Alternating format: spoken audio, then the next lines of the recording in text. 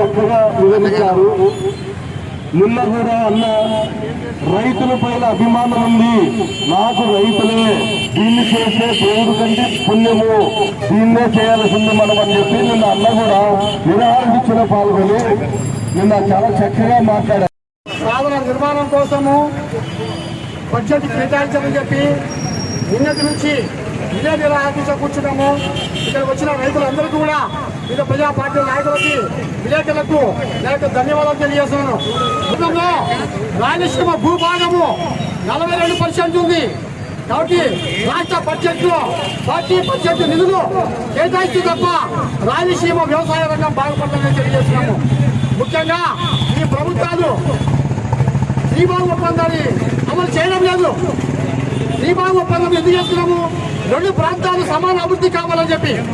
కోస్తా ప్రాంతంతో రాయలసీమ ప్రాంతం కూడా కరువు ప్రాంతంతో ఉంది. 2 ప్రాంతాలు అభివృద్ధి చెందాలని చెప్పి శ్రీబాబు ఒప్పందం 30 చేసుకుంటే శ్రీబాబు ఒప్పందాన్ని అమలు చేయడం లేదు. 2 ప్రాంతాలు అభివృద్ధి చెందాలని చెప్పి ప్రజాస్వామ్య దృక్పథాన్ని గౌరవించడం లేదు ఈరోజు వాళ్ళు.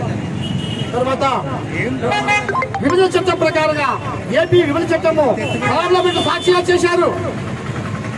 ఈ యొక్క ఆంధ్రప్రదేశ్ లో అత్యంత వెనుకబడిన ప్రాంతం రాయలసీమ ప్రాంతం, విద్యాపరంగా అత్యంత వెనుకబడిన ప్రాంతం కర్నూలు జిల్లా.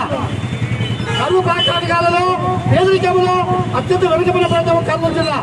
అన్ని నివేదికలు చెప్తున్నాయి. అయినప్పటికీ కూడా నిధులు కేటాయించడం లేదు. ఏపీ విభజన చట్టంలో ప్రత్యేకంగా ఏముంది?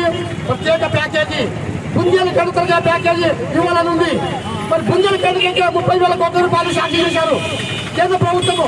పార్లమెంట్ సాక్షిగా వాళ్ళు చేసిన చట్టాలని వాళ్ళు తుగులు నొక్కుతున్నారు, వాళ్ళు మోసం చేస్తున్నారు. రాయలసీమ ప్రాంతానికి పుంజలు కడతలుగా ప్యాకేజీ 30,000 కోట్ల రూపాయలు ఇస్తే తప్ప ఈ రాయలసీమ బాగుపడదు, అభివృద్ధి చెందదు. ముఖ్యంగా వ్యవసాయ విశ్వవిద్యాలయాన్ని మంగళగిరి తీసుకుపోయారు. AIIMS all India medical science ని మంగళగిరి తీసుకుపోయారు. కేవలము న్యాయ విశ్వవిద్యాలయం ఉంటారు, హైకోర్టు అంటే ఒకసారి, మరి బెంచ్ అంటే ఒకసారి, ఏది ఇవ్వరు. మరి కడప ఉక్కు పరిశ్రమ ఇవ్వాలా విభజన చట్టం ప్రకారము, కొత్తకాలం రైల్వే చట్టం ఇవ్వాలా విభజన చట్టం ప్రకారం.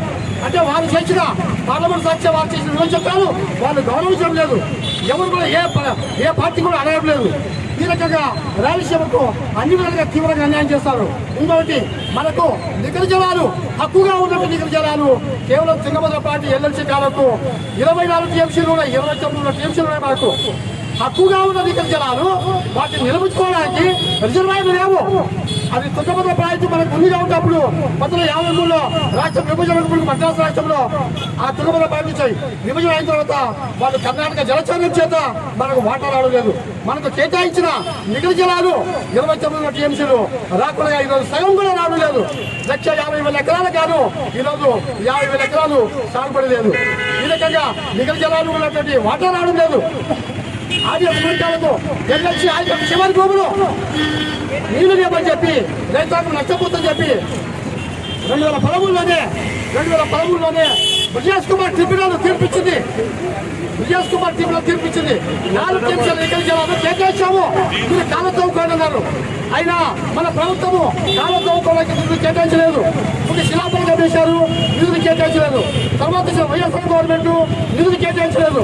ఇప్పటికీ విభజన జరిగే 10 సంవత్సరాలైనా కూడా ఆర్డీఎస్ కాలువ నిర్మాణం జరగలేదు, బడ్జెట్ కేటాయించలేదు.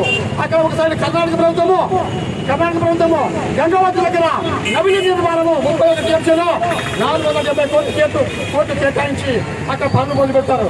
ఇంకోటి మాన్వి తాలూకా చిలకపల్లి దగ్గర నుంచి కౌతాల మండలము కుమ్మలూరు వరకు అక్కడ మధ్య బ్రిడ్జికా బ్యారేజ్ నిర్మాణం చేస్తారు 100 టీఎంసీతో.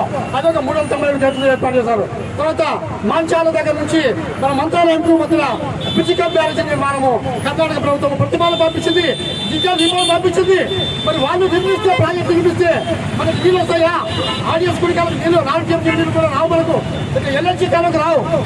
మరి కేసీ కెనాలకు మన సుంకేల బ్యాన్ నుంచి 39 టీఎంసీలు సింగముద్ర బ్యాన్ తీసుకోవాలా.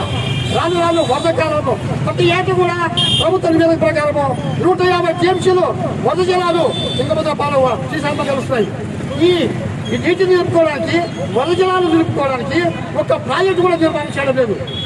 అందుకు రైతు నిర్మాణం చేయాలంటే రాయలసీమ విస్తీర్ణంలో 42% నిధులు బడ్జెట్ కేటాయిస్తే తప్ప ఈ రాయలసీమ ఆ బడ్జెట్ కూడా సాగునీటి కోసం ఖర్చు చేస్తే తప్ప రాయలసీమ సంపూర్ణ అభివృద్ధి జరగదని చెప్పి తెలియజేస్తూ జై రాయలసీమ, జై రాయలసీమ.